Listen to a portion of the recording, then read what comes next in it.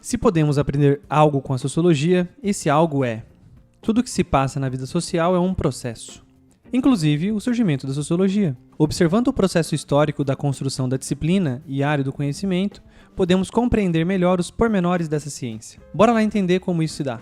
Nós já produzimos vídeos sobre Auguste Comte, o autor reconhecido como fundador dessa nova área do conhecimento, e os clássicos da sociologia, Durkheim, Marx e Weber. Ambos são chamados de sociólogos porque seguiram um modo de fazer ciência diferente dos que existiam na época. A maneira de pensar e ver as coisas do social que esses autores dispunham não era semelhante à filosofia, história ou direito. Este novo olhar possuía características diferentes e surgiu em um contexto distinto. Qual é esse contexto? Podemos dizer que o processo que culmina na criação da sociologia começa no Renascimento, em meados do século XIV até o século XVI, passando pelas grandes navegações, principalmente no século XV, com a Reforma Protestante, no século XVI, e a Revolução Científica, no século XVI também. Mesmo que sejam fenômenos históricos sociais muito anteriores ao surgimento da sociologia propriamente dito, que acontecerá na primeira metade do século XIX, o lento processo de valorização da racionalidade, abrandamento dos preceitos religiosos nas relações sociais, a elaboração do método científico,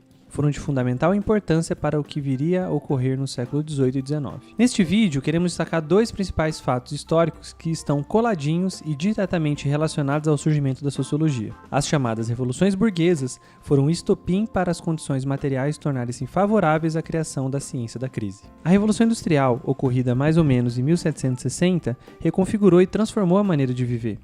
A criação de uma máquina capaz de produzir em larga escala, com pouca mão de obra e de modo muito mais rápido, desencadeou uma mudança no modo de vida das pessoas.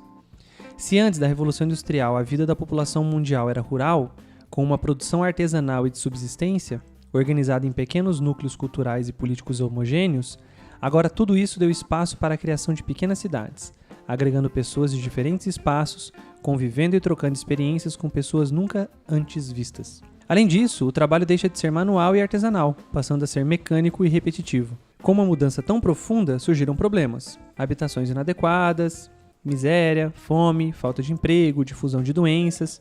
Ou seja, as condições materiais pós-revolução não são das melhores. Além disso, alguns anos depois, em 1789, acontece a Revolução Francesa, que, de uma maneira geral e simples, desmorona a aristocracia francesa.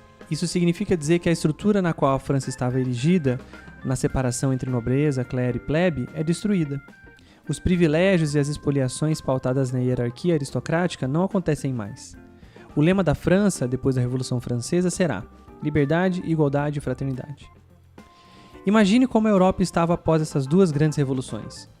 Com certeza, mudanças dessa envergadura causaram diversas consequências no modo de vida europeu da época. Assim sendo, os intelectuais da época estavam preocupados em explicar e, em certa medida, resolver os desdobramentos dessas revoluções. Será a sociologia, este novo modo de pensar e perceber a realidade, que terá essa função, de explicar e resolver essa crise que tomou a Europa naquele momento. É isso, pessoal. Um vídeo mais curtinho, mas que estávamos devendo. Até o próximo vídeo e tchau!